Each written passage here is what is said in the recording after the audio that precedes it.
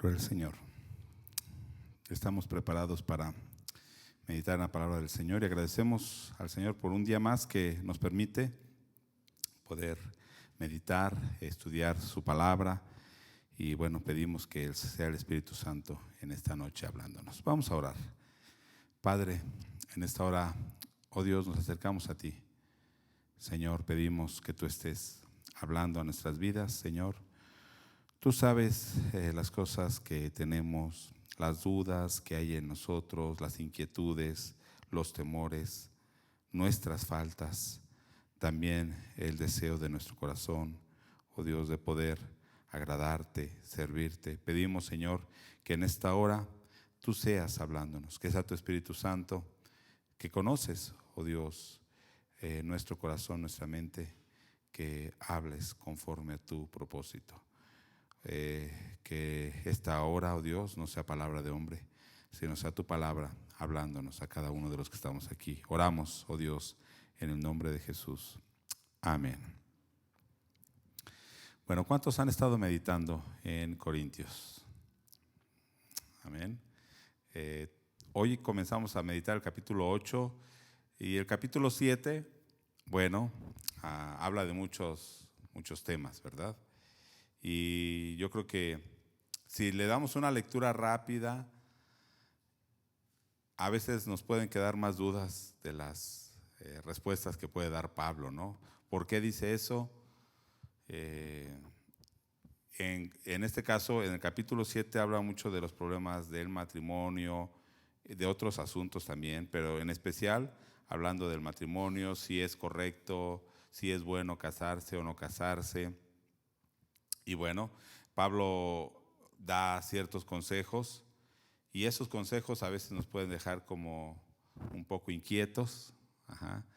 Entonces yo veía esto, ¿no? Que a veces pueden quedar más dudas, a lo mejor, de que antes de leerlo, y no porque esté mal lo que diga Pablo, sino más bien porque nosotros queremos una respuesta a veces fácil.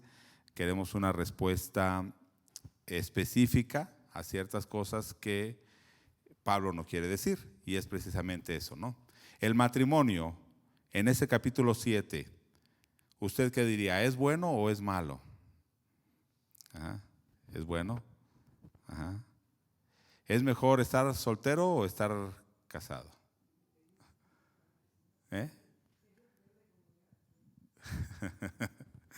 Pero Pablo, ¿qué dice en este capítulo? ¿No? De hecho, habla, ¿es permitido el divorcio o no es permitido? Y estas son las preguntas que pueden surgir, ¿no? Inmediatamente. Pero incluso en este mismo capítulo no va a haber respuestas directas a estas preguntas. Más bien debemos ver la enseñanza general de la Biblia, y sobre todo sacar conclusiones sin ver la intención de Pablo. Sería un error, o sea, sin ver la intención de Pablo en este capítulo, sería un error decir, es que Pablo aquí está permitiendo el divorcio, o no, o está condenando el divorcio, o está diciendo que es mejor no casarse. Sería un error decir esto sin ver cuál es la intención de Pablo al hacer estas declaraciones. Pensemos antes de entrar en el tema en las dos corrientes generales. Y yo podría decir que casi en todos los tiempos estas corrientes han estado y seguirán estando, ¿no? Dos posturas que podemos tener respecto a la vida. En este caso, el libertinaje y el ascetismo. Y ahorita vamos a ver de qué se trata esto, ¿no? ¿Se acuerda que hemos estado hablando que tanto Pablo y Juan sobre todo atacan mucho una corriente de filosofía de los gnósticos, que para el primer siglo, si estudiamos el gnosticismo, en realidad no era una corriente o una filosofía que estuviera tan fuerte en ese tiempo. Sin embargo, ya comenzaba a surgir. Lógicamente, un pensamiento no surge de la noche a la mañana, ¿verdad? Una filosofía no surge de la noche a la mañana. Es más, ni una persona crea una filosofía. Es a través de los tiempos, de muchas personas que van pensando ciertas cosas y bueno, se va creando. Entonces, en este sentido, el gnosticismo tenía estas dos corrientes. Era muy común, pero también en los cristianos se ha dado estas dos corrientes a lo largo de la historia del cristianismo, ¿sí? El libertinaje por un lado, pensar que nada nos puede contaminar, ya que como Jesús nos ha limpiado, en realidad, y bueno, a veces con ciertas bases, en realidad usted puede hacer algo para ser más salvo. No. Entonces, ¿cuál es la conclusión? Que llegan algunos. Bueno, entonces no importa lo que yo viva porque al final, y este es un pensamiento griego, mi carne puede hacer lo que sea y mi espíritu no se contamina. Pero entre los cristianos se ha llegado a pensar esto, ¿sí? Y como Jesús ya nos ha limpiado y Él es el que nos salva, entonces no importa si yo hago cosas buenas o cosas malas, al final es por Jesús y por gracia. No estoy diciendo que sea correcto, estoy diciendo esa corriente del libertinaje. Y la otra es el ascetismo. ¿Qué es el ascetismo? El tratar de limpiarse de todo, apartarse de este mundo. O sea, el ascetismo es la limpieza, la purificación. ¿Han visto ese producto que se llama asepsia, no? Viene de eso, ¿no? Asepsia o algo aséptico es algo que está limpio, no hay contaminación. Entonces el ascetismo en lo religioso espiritual es tratarse de limpiar, hacer cosas para limpiarse, en este caso apartarse del mundo, y literalmente apartarse es, para que lo entienda así claramente, los monjes o el movimiento monástico, ¿no? Que se apartan y se van a un monasterio. ¿Por qué? ¿Qué hacen? Se quieren separar del mundo porque los va a contaminar. ¿Qué los contamina? Entonces se separan, hacen cosas extremas a veces con el afán de limpiarse.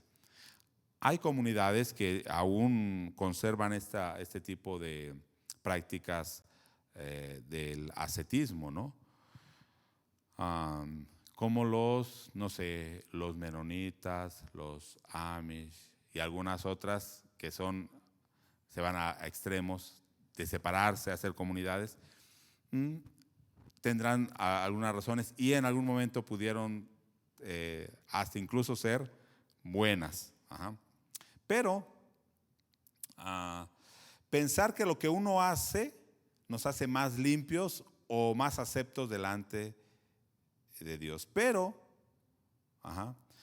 para este pensamiento todo es pecado. Todo es pecado. E incluso el ascetismo los llega a cometer pecados a veces, ¿cómo se puede decir? Muy lastimosos, porque la naturaleza del hombre, no se dan cuenta que el pecado, ¿de dónde viene? El deseo del hombre interno, del corazón, no precisamente de lo externo. Entonces, una corriente, la otra corriente, tendrán sus razones cada una, pero hay que ver lo que Pablo dice y cuál es la intención de Pablo. Bueno, en este caso, sobre todo de los escritores del primer siglo, creo que muchas cosas de las que van a decir va a estar influida por el pensamiento que ellos tenían de el regreso pronto de Cristo. Y lo va a mencionar en esta carta también. Para usted, ¿cuánto sería un tiempo corto para el retorno de Cristo?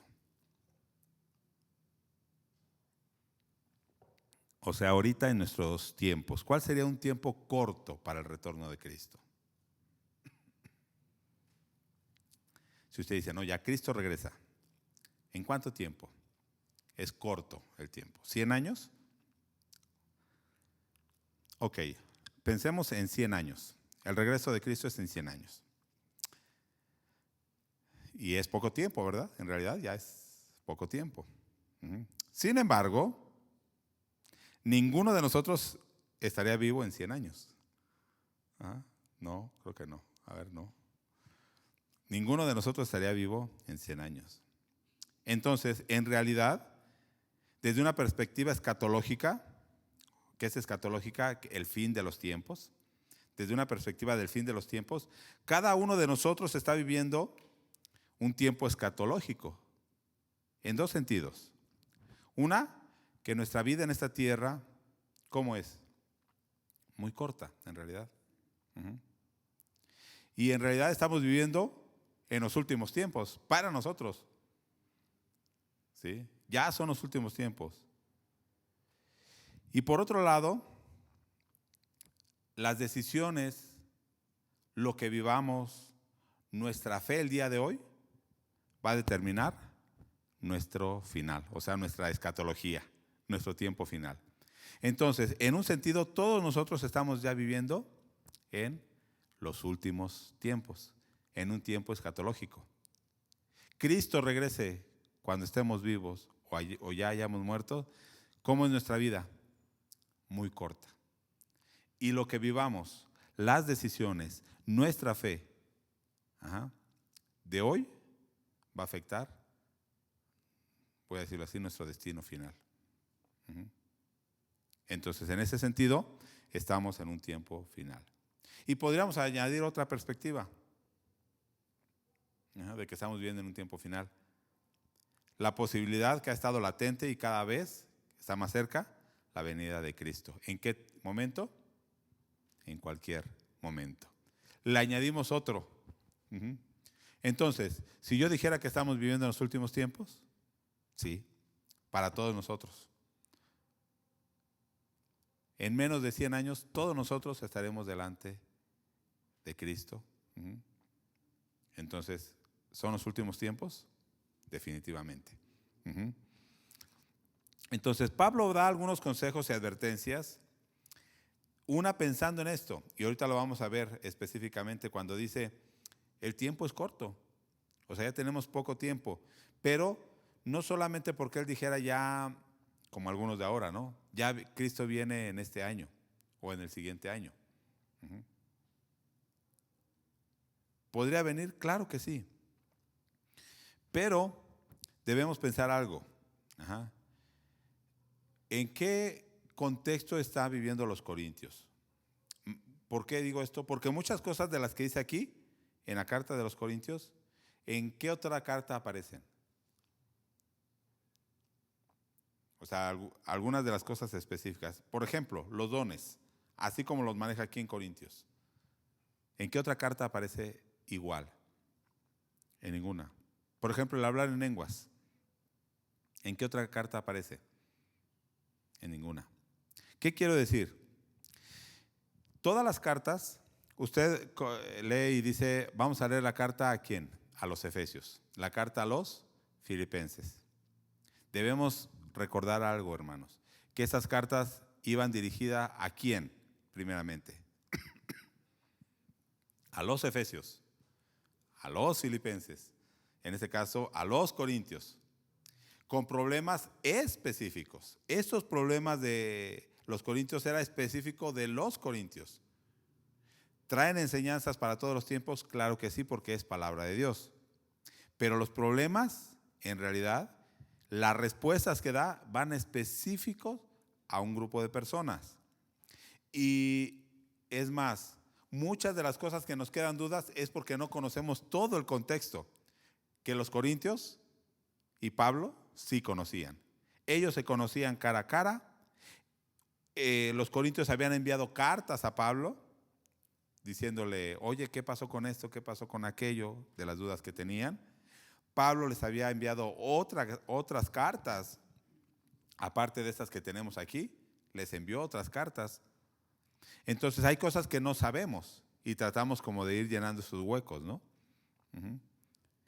Entonces debemos ver esto, que todas estas cosas que habla, debemos pensarlos desde el entorno social de los corintios, las prácticas porque ellos tenían las ideas, algunas ideas, ellos pensaban que eran correctas. Ellos pensaban que ya están viviendo en los últimos tiempos y entonces, bueno, vivían de cierta manera. Recuerda, por ejemplo, la carta a los tesalonicenses, ¿sí? Que dice que muchos ya habían hasta dejado de trabajar. ¿Por qué? Porque Cristo ya venía.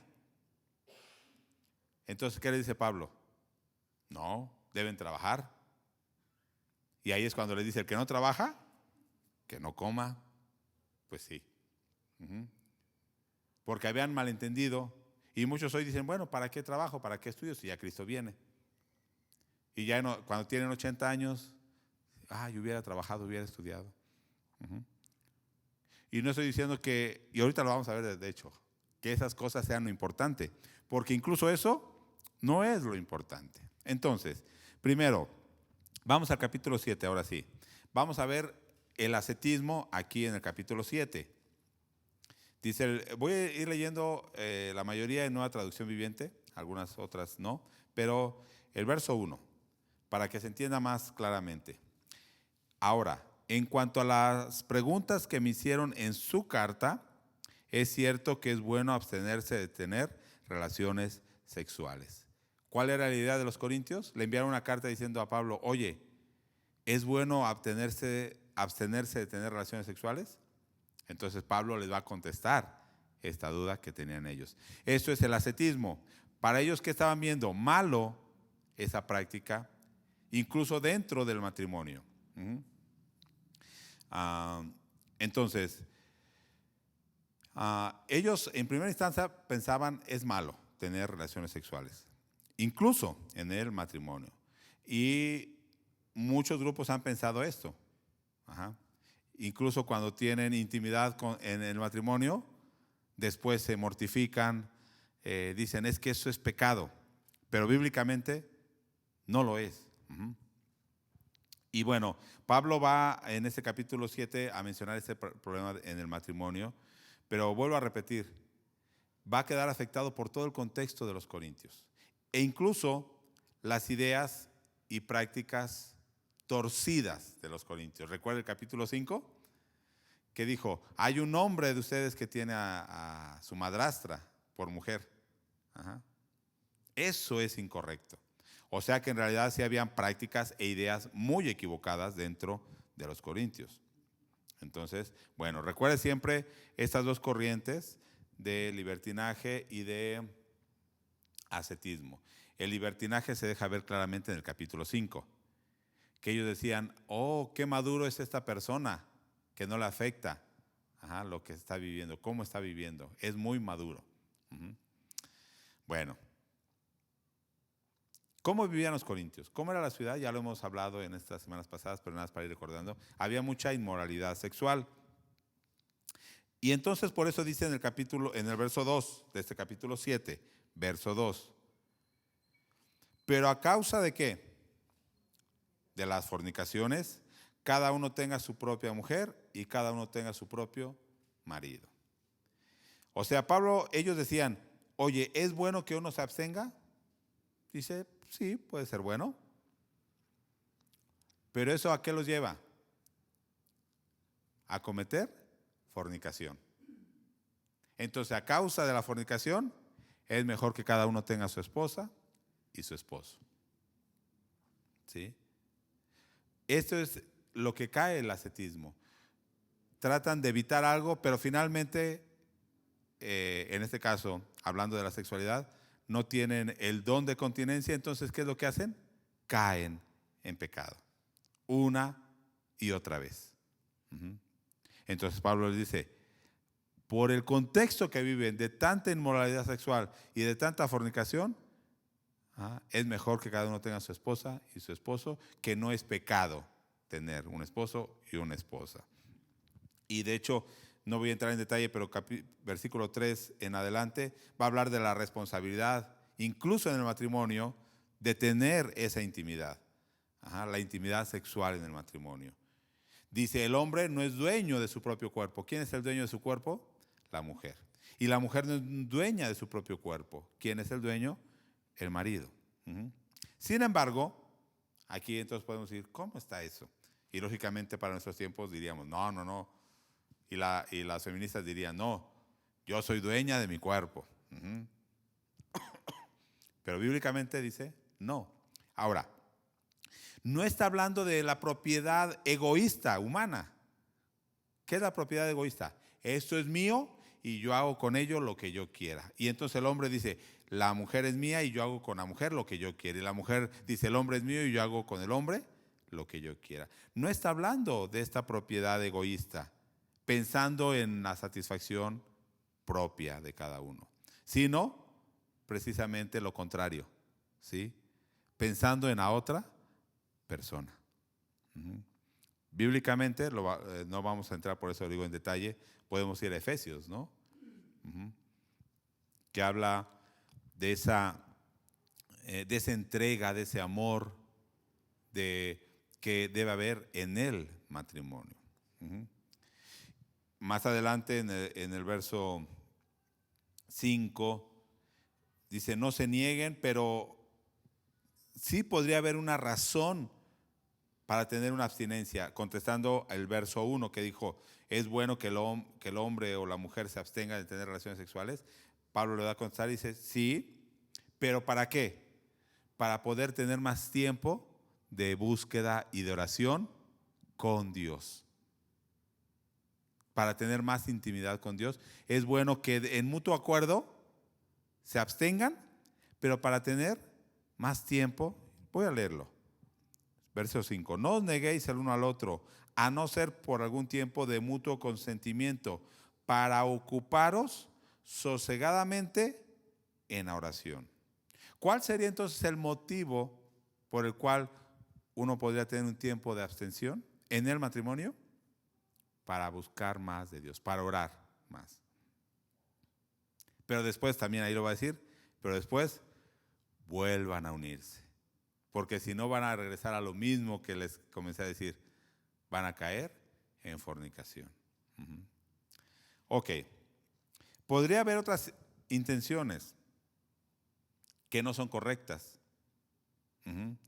Y que a veces son las que uno quisiera o quiere o se aplican, ¿no? O sea, para tener abstención sexual. Dice, por desquitarse de algo, ¿no? Me hizo algo, entonces ahora me desquito. O para obtener algo. O para dar celos, etcétera. Uh-huh. Pero esta abstención entonces, ¿a qué lleva al hombre? No a buscar a Dios, sino a caer en tentación. ¿Sí?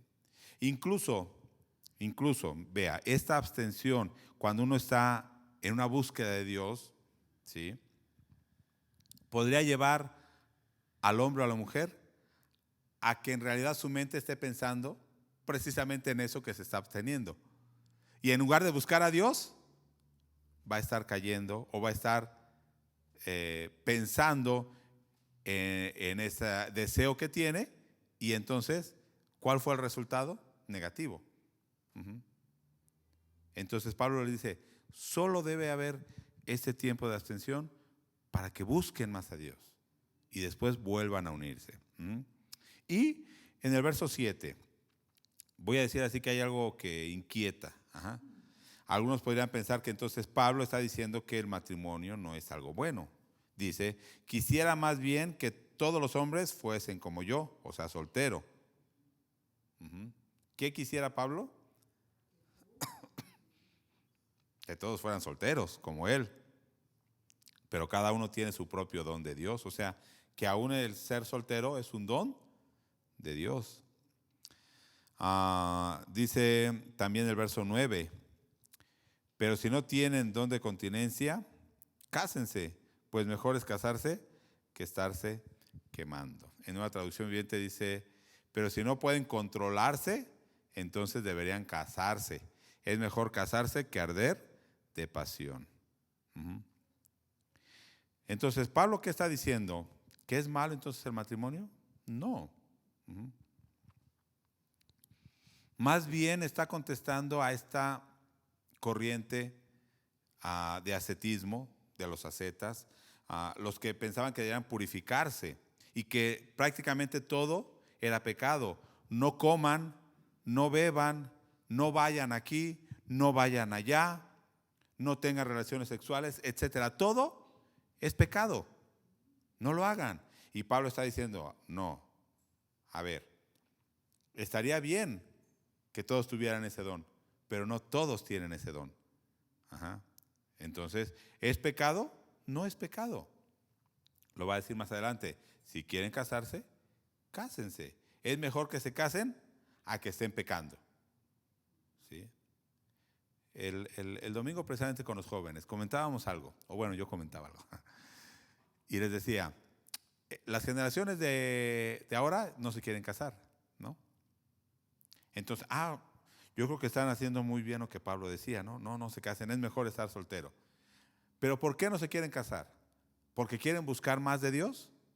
No, porque no quieren compromiso, no quieren responsabilidades. Ajá. Voy a decirlo de esta manera, pero sí quieren vivir todos los beneficios del matrimonio. Sí quieren vivir en unión libre, sí quieren tener 1, 2, 3 parejas sexuales, quieren... entonces no es de que no quieran el matrimonio, no quieren la responsabilidad, no quieren el compromiso que conlleva el matrimonio. ¿Sí? Entonces, debemos ver por qué a veces uno dice, bueno, yo no quisiera casarme. ¿Por qué? Porque quiero buscar más de Dios. Pero en esa búsqueda de Dios me doy cuenta que no tengo ese don de continencia y que en lugar de estar buscando de Dios, mi mente siempre está pensando en otras cosas. Entonces, ¿qué Pablo dice? Es mejor, si no se pueden controlar, que se casen, que arder de pasión o estarse quemando, dice aquí en la Reina Valera, ¿no? Ajá. Entonces, de hecho, Jesús fue muy claro en Marcos 7:15, cuando, hablando de la comida en este caso, ¿sí? Que pensaban, es pecado que coman sin lavarse las manos. ¿Qué dijo Jesús? No, lo que entra al hombre no es lo que lo contamina. Lo que lo contamina es lo que sale del corazón del hombre. ¿Sí? Muchas cosas en sí no son pecado, pero lo que sale del corazón es lo que va a contaminar al hombre. Por otro lado tenemos el liberalismo. Ya hemos estado hablando en los días pasados de esto. Eso era muy evidente en los corintios, ese liberalismo. Pero muchas cosas de las que Pablo dice no es lo que Pablo dice, era el pensamiento de los corintios. Por ejemplo, verso 1. En cuanto a las cosas que me escribisteis, ¿qué le escribieron? Bueno, le sería al hombre no tocar mujer. O sea, esa frase, ¿quién la dijo? ¿Pablo? No, lo dijeron los corintios. O sea, le escribieron y le dijeron, oye Pablo, es bueno que el hombre no toque mujer, o sea, no tenga relaciones sexuales con una mujer. Y Pablo dice, puede ser que sí, pero vean, está este y este y este peligro. Entonces, tengan cuidado. Entonces, muchas de las declaraciones que Pablo hace aquí no es lo que Pablo está diciendo, es lo que los corintios están pensando. Por ejemplo, vamos al capítulo anterior, capítulo 6, verso 9.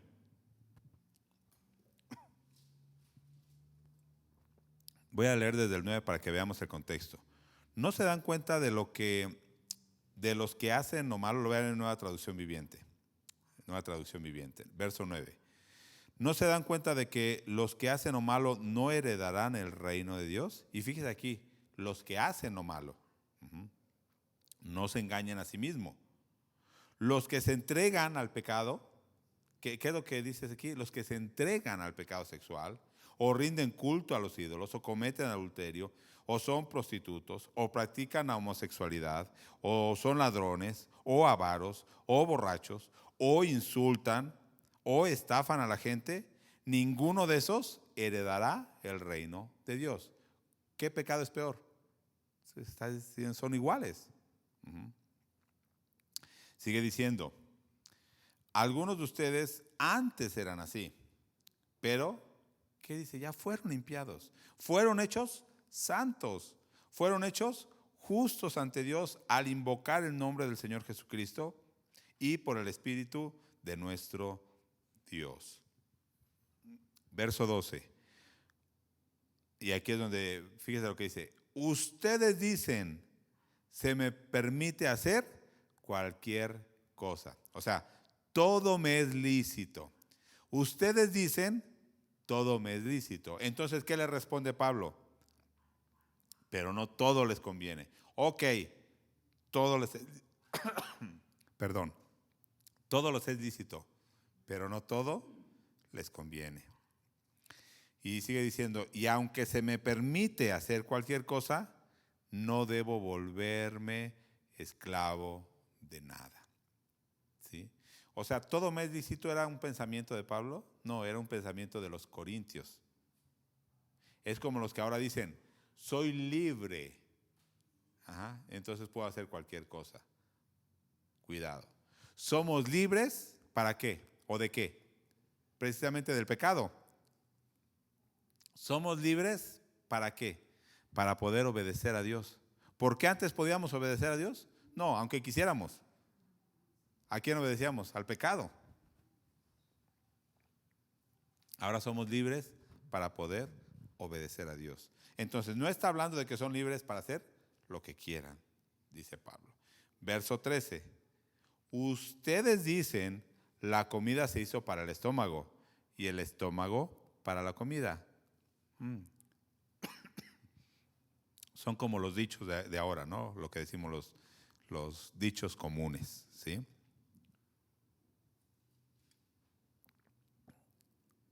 Y dice, sí, la comida es para recibir, es para que vaya al estómago, para comer, y el estómago es para digerir la comida.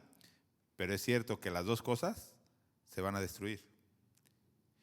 Pero ese refrán lo usaban para cualquier cosa.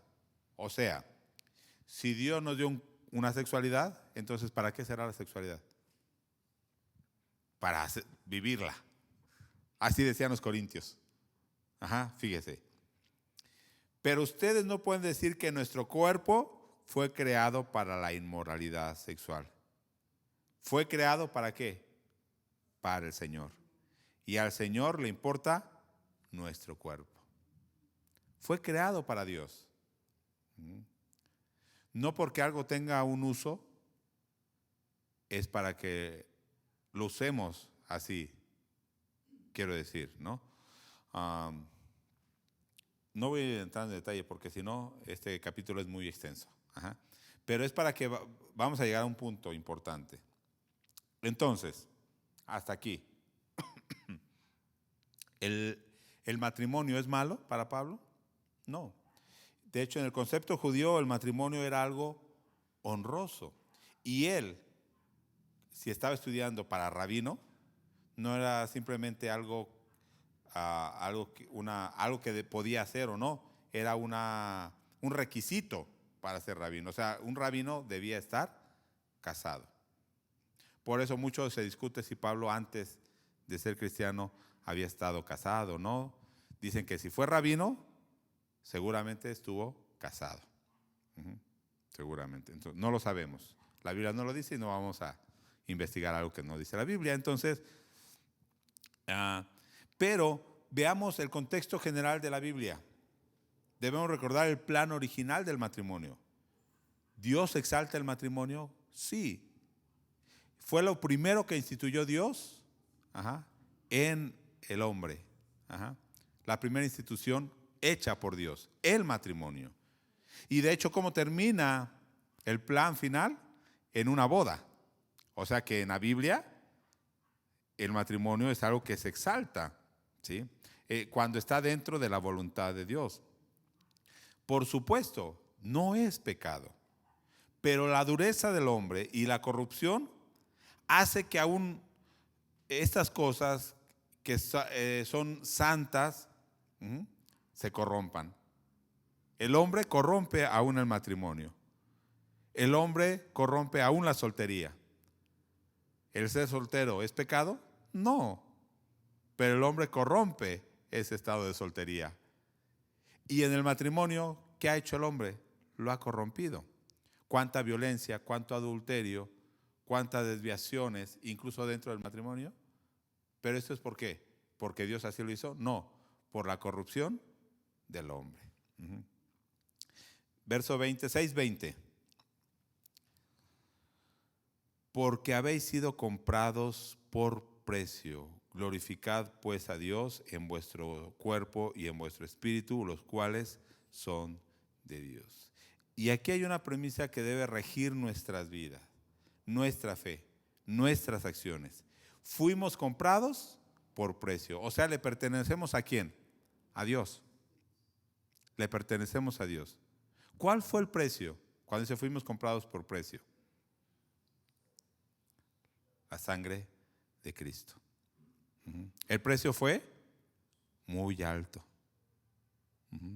Jesucristo derramó su vida por nosotros, no para vivir desordenadamente, pero tampoco para menospreciar su sacrificio y pensar que nosotros, por nuestros méritos, podemos ganar la salvación.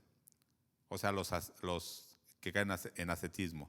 Pensar que por sus méritos propios se están ganando la salvación. O los otros que menosprecian la sangre de Cristo para vivir en libertinaje. No. Pablo le dice, ustedes fueron comprados por precio. Glorifiquen a Dios en vuestro espíritu y en vuestro cuerpo. Los dos, el espíritu y el cuerpo, le pertenecen ¿a quién? A Dios. Si nosotros recordamos esto, ¿sí? Yo creo que nuestra vida va a ser diferente. Si pensamos en esto, entregar nuestro cuerpo, nuestro espíritu a Dios para su gloria. Entonces, yo diría aquí, ¿qué podemos hacer? Podría preguntar yo, ¿qué podemos hacer? Es lo que los corintios se preguntaban. Entonces, oye, Pablo, entonces, ¿qué podemos hacer? ¿Podemos hacer esto? ¿Podemos casarnos? ¿O podemos divorciarnos? ¿O podemos comer cosas sacrificadas a los ídolos? ¿O qué podemos hacer? Y yo me preguntaba aquí, ¿buscamos una respuesta o buscamos un pretexto? ¿Qué quiero decir? El ser humano siempre busca un pretexto o excusa para hacer lo que desea hacer y para justificar sus acciones diciendo que son correctas. Si se permite hacer algo, entonces lo puedo hacer. Vamos, hablemos así tajantemente. ¿Tomar vino es pecado? ¿Puedo decir sí? ¿No? No es pecado. Entonces, pues voy a emborracharme. Pues no es pecado. ¿Qué estoy buscando? ¿Una respuesta o un pretexto? Pretexto. Para hacer lo que deseo. Si alguien ya lo hizo o Dios dejó que alguien hiciera algo, entonces es correcto que lo haga, entonces yo también lo voy a hacer. ¿Por qué? Normalmente, ¿cuáles son las dudas? ¿Puedo hacer esto o puedo hacer aquello? ¿Es malo hacer esto o es malo hacer aquello? O sea, ¿es malo tomar o no es malo tomar? ¿Es malo ir a fiestas o no es malo ir a fiestas? ¿Es malo tener una novia que no es cristiana o no es malo? Y empezamos a nuestras dudas que tenemos, ¿no? Pero todas estas cosas en realidad son cosas ¿de qué? De este mundo. Son cosas de este mundo. No preguntamos, ¿es bueno que yo ore tantas horas? ¿Será bueno que yo pase leyendo la Biblia 3 horas en lugar de 1? ¿Será bueno que yo tenga más tiempo de oración? ¿Será bueno que yo vaya tanto tiempo a la iglesia? O sea, tantos días a la iglesia. Porque es algo que sabemos que debemos hacer, pero no siempre lo queremos hacer. Entonces, lo que queremos hacer, nos surge la duda. De hecho, cuando a veces me preguntan, digo, ¿por qué preguntas si es malo? No es que yo siento que está mal. Pues para empezar, si tú sientes que está mal, no lo hagas, porque ya tu conciencia te está diciendo que está mal. Estuviera bien o mal, no lo debes hacer. Tu conciencia te está diciendo que está mal. Y no vayas en contra de tu propia conciencia, ¿no? Ahora, entonces en realidad lo que queremos es poner pretextos para hacer lo que queremos. Buscamos que alguien más nos diga, no es malo. para entonces calmar nuestra conciencia, nuestro remordimiento, hacerlo sin sentirnos culpables. Recordemos algo, eso ya lo dije, pero nuevamente lo vuelvo a decir. Estamos en un mundo caído. El hombre, ¿cómo es? Pecador, depravado, está lleno de contaminación y pecado. Dentro de este mundo caído, ¿qué dice aquí? Esto eran algunos de ustedes, pero Dios ya los limpió. O sea, dentro de este mundo caído, corrupto, perverso, Dios nos rescató. ¿Sí? Dios nos ha rescatado. Entonces, debemos ver las cosas desde el plan original de Dios.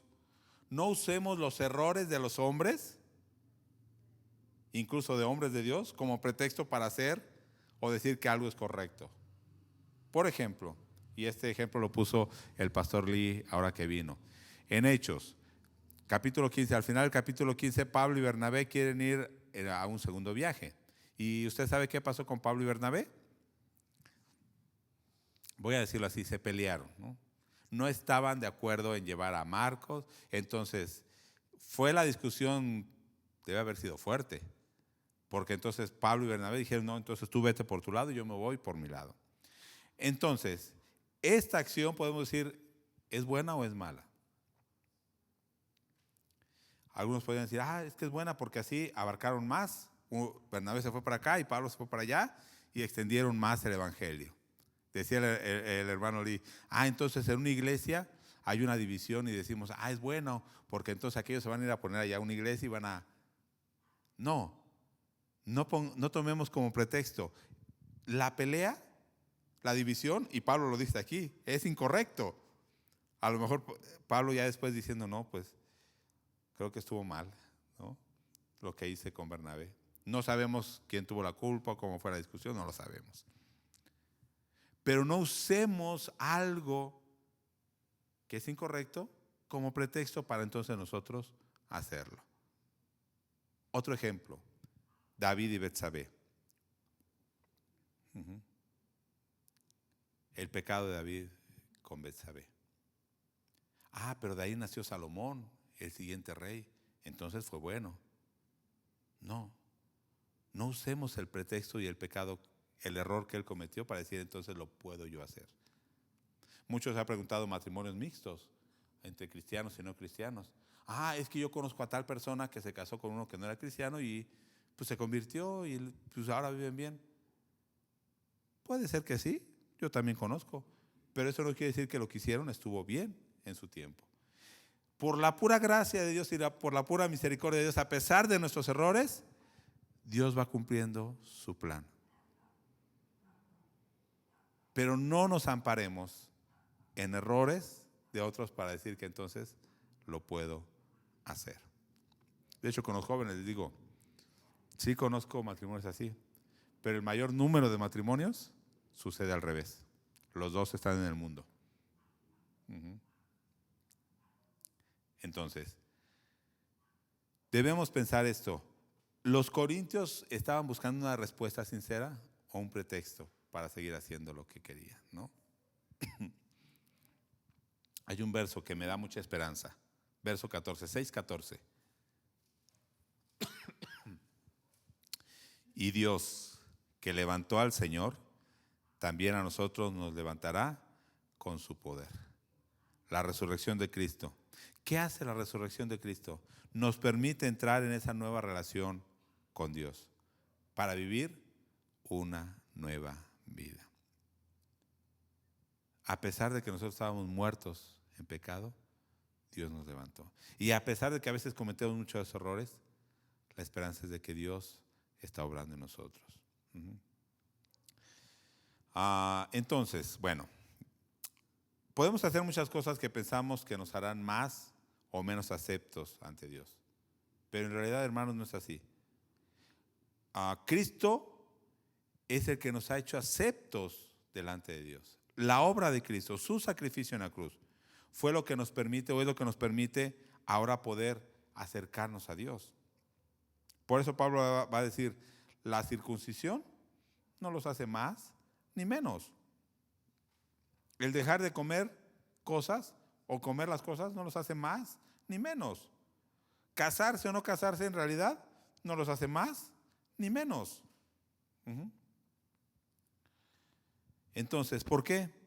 Porque en realidad los cambios, voy a decirlo de esta manera, los cambios son internos. Puede haber una influencia aquí. ¿Qué dice Pablo? Si alguien está casado con una persona que no es cristiana, y el que no es cristiano acepta seguir viviendo con esa persona, no lo deje, porque tú santificas a la persona.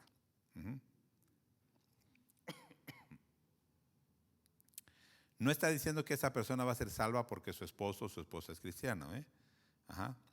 No está diciendo eso.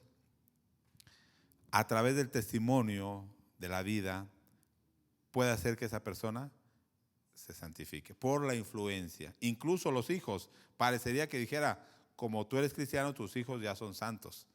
Ya, no. La influencia que tú tienes en tus hijos va a hacer que ellos lleguen al conocimiento de Dios. Pero esas cuestiones externas no siempre se van a dar. O sea, tu esposo que no es cristiano no siempre se va a convertir. Tu esposa que no es cristiana no siempre se va a convertir. Puede que nunca se convierta. Esos cambios que nosotros esperaríamos externos, no los podemos, a veces los vamos a ver y en otras ocasiones no los vamos a ver. Sin embargo, los cambios internos, la obra de Dios en nosotros, sí debe ser una realidad. Esa sí debe ser una realidad. Por eso en el 7:23, Pablo nuevamente dice, y voy al último punto, por precio fuisteis comprados. Y eso es lo que quiero que, todo esto que hemos hablado, y esta es la idea principal de Pablo, no se hagan esclavos de los hombres. Fuimos comprados y ahora pertenecemos ¿a quién? A Dios. No se hagan esclavos de los hombres. Verso 29 de ese capítulo. Pero esto digo, hermanos, que el tiempo es corto. Resta pues que los que tienen esposa sean como si no la tuviesen, y los que lloran como si no llorasen, y los que se alegran como si no se alegrasen, y los que compran como si no poseyesen, y los que disfrutan de este mundo como si no lo disfrutasen, porque la apariencia de este mundo se pasa. ¿Qué quiere decir Pablo con esto?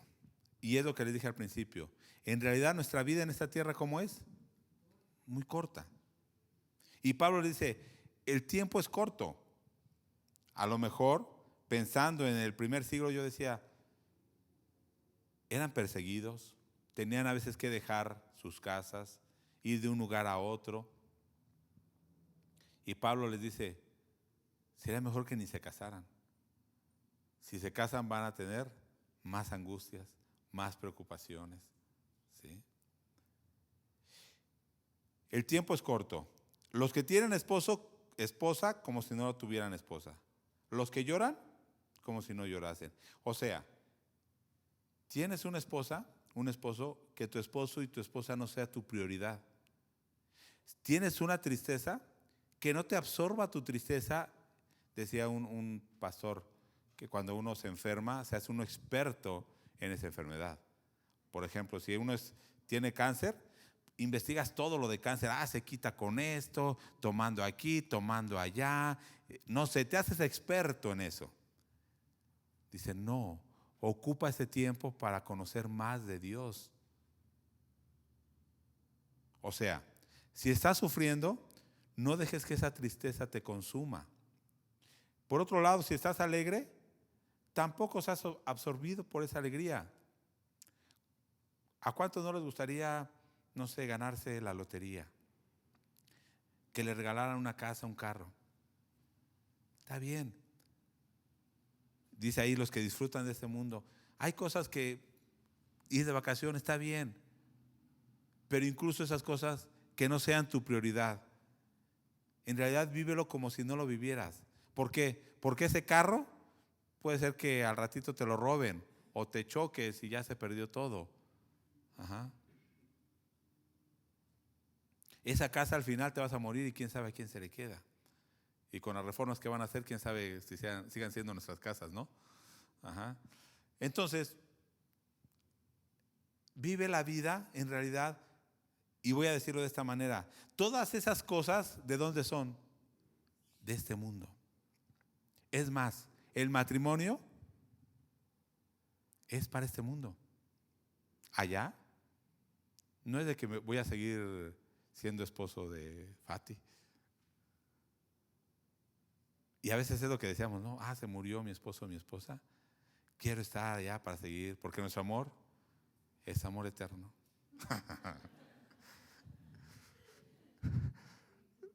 Pero no es así, ¿verdad? No. Allá dice Jesús, no se van a casar ni se van a dar en casamiento.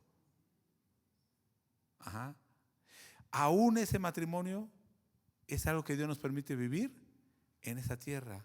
¿Nuestros hijos los disfrutamos? Sí, pero esos hijos son para esa tierra. Las cosas materiales las podemos disfrutar, sí, pero estas cosas son de esta tierra. El tiempo entonces que ellos vivían era difícil y Pablo les dice, miren, están viviendo en una ciudad corrompida de libertinaje sexual, de inestabilidad política, social, como ahora. Pablo en realidad le dice, sería mejor que no se complicaran la vida. Ajá. Sirvan mejor al Señor con menos distracciones, con menos preocupaciones.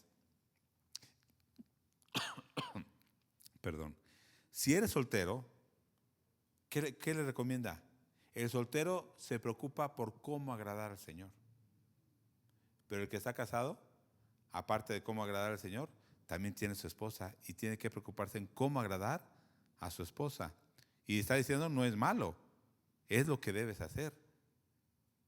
En momentos tu corazón se va a dividir, porque quiero hacer esto para el Señor, pero también tengo que hacer esto para mi esposa. O al revés, la esposa con el esposo. Entonces, fíjese, ¿se acuerda de Gálatas 6?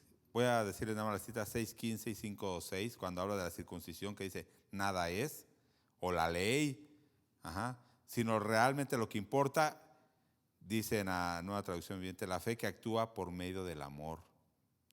O lo que realmente vale la pena es guardar los mandamientos de Dios. ¿A qué es a lo que voy? Y con lo que Pablo está diciendo, en realidad, podemos tener una condición de empleados o hago una sociedad para una empresa. Pero esas cosas me están entorpeciendo en buscar a Dios de mejor manera. Pablo le dice, si tienes la posibilidad, deja eso. O sea, aquí está hablando a los esclavos, ¿no? Pero yo les diría ahora en nuestros días, tienes un trabajo, y ganas bien, pero te atas a este mundo, te atas a tu empresa. Si tienes la posibilidad de poner un negocio donde tú puedas sustentar tus gastos y tener más tiempo para buscar a Dios, procúralo más. Procura hacer eso. Pero no busques estar atado a este mundo. O como los otros que ponen una empresa, pero se atan a esa empresa, ellos mismos. No tiene caso. Si puedes hacerlo, quita eso, ¿no? Dice de los esclavos, ¿no? Si puedes hacerte libre, hazte libre. Pero, le dice a los que están casados, no busques dejar a tu esposa. A los que están solteros, ¿por qué se apresuran a casarse? ¿Sí? O sea, no busques someterte a esa esclavitud del mundo. Recuerdo una vez que mi papá puso una maderería, quiso poner una maderería, hizo una sociedad con una persona, pero era una sociedad media dispareja, ¿no? Porque todo el trabajo lo hacía mi papá. Y el otro quería las ganancias, ¿no? O sea, ¿qué quiero decir? Que a veces nosotros mismos nos sometemos a esclavitud y nos amarramos a este mundo. Si puedes, tienes la posibilidad, libérate de eso. Van a decir, entonces el matrimonio. No, Pablo dice, si estás casado, no debes de dejar a tu esposa. Y así lo dice, ¿no? No van a decir, entonces ahí. No. Pablo lo que le está diciendo, fíjese, verso 35, en Nueva Traducción Viviente. Les digo esto para su propio beneficio, no para imponerles restricciones. Mi deseo es que hagan todo lo que les ayude a servir mejor al Señor, con la menor cantidad de distracciones posibles. O sea, si el querer cambiar mi situación económica, o si estoy soltero y quiero casarme, es para liberarte de hacer lo que tú deseas, estás mal. Es para hacer lo que quieras sin que nadie te diga nada, estás mal. Esa es una motivación perversa. ¿Cuál debe ser la motivación perversa? Decir, me quiero casar, quiero tener un empleo. ¿Qué dice aquí? Para servir mejor a Dios. Pero hazlo con la menor cantidad de distracciones posibles. ¿Por qué? Porque a veces nos sometemos a, voy a decirlo así, a hobbies, pasatiempos que no son malos en sí, pero luego llegan a ser una carga y nos alejan de Dios. ¿Sí? Por ejemplo, ¿es malo practicar un deporte? No. Pero si es de practicar un deporte te aleja de Dios, no te impongas esa carga. No puedo ir ya al culto, ¿por qué? No es que tengo partido todos los domingos.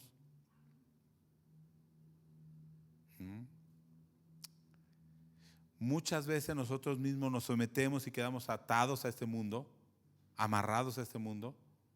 Y Pablo dice, yo lo que quiero es de que puedan servir mejor a Dios con el menor número de distracciones. Voy a decirlo así, ¿cuántas distracciones tenemos? Muchas. Esposo, hijos, escuela, trabajo, redes sociales, series, películas, auto, deporte, no sé, todo lo que usted quiera, vacaciones, empiezan. ¿Cuántas distracciones?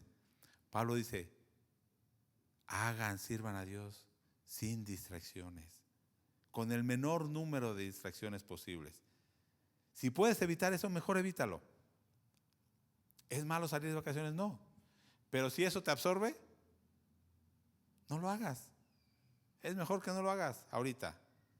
¿Sí? Llegará el tiempo. ¿Esto es malo? No. Pero si te vas a absorber, no lo hagas. Sirve mejor a Dios. ¿Cuántos queremos servir a Dios? Amén. ¿Cuántos queremos servir a este mundo? Pero a veces estamos sirviendo a este mundo.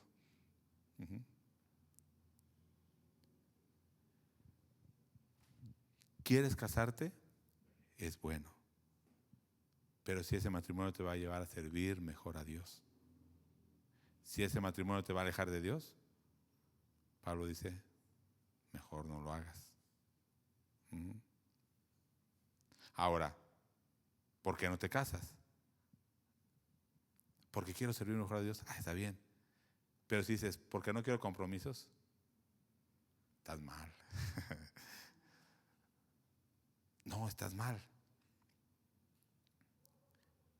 ¿Qué dice aquí Pablo? Mejor cásate que arder de pasión. Entonces, termino. Hermanos, no busquemos someternos a trabajos que nos aten a este mundo, a vicios, distracciones, hobbies que nos alejan de Dios. Debemos servir a Dios con el menor número de distracciones, sin someternos a este mundo, más bien sometiéndonos voluntariamente a Dios, ¿sí? Y no someternos voluntariamente a este mundo. El trabajo, el matrimonio, la circuncisión, la comida, todas esas cosas son de este mundo. Incluso más adelante va a decir, los dones van a cesar, son para este tiempo de este mundo. Van a cesar los dones. Pero dice, el Espíritu es eterno. ¿Qué dice 1 Juan 2:17? El mundo pasa sus deseos. ¿Quién es el que permanece? El que hace la voluntad de Dios. el que sirve a Dios y el que se entrega a Dios. ¿Tenemos un alma eterna? Sí. Busquemos eso. Busquemos servir a Dios. Entreguémonos a Él.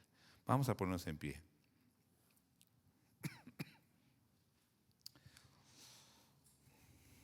Vamos a orar. Dios conoce nuestro corazón. Y a lo mejor dudas que teníamos, que tenemos. Y a veces son dudas razonables y aceptables. Pero ¿qué queremos oír? A veces ya sabemos la respuesta. Padre, tú conoces nuestro corazón.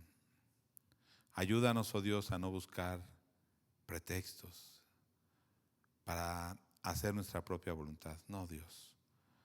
Ayúdanos a servirte en integridad. Que no nos atemos a este mundo, a las corrientes de este mundo, ni a las cosas de este mundo.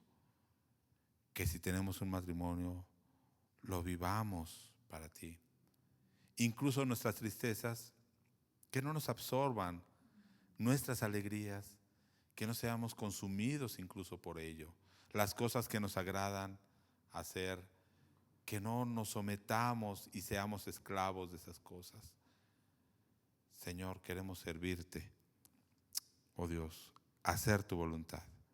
Padre, tú nos conoces, perdónanos, oh Dios, porque a veces hemos hecho nuestra propia voluntad. Incluso hemos tomado decisiones en nuestra vida sin consultarte a ti.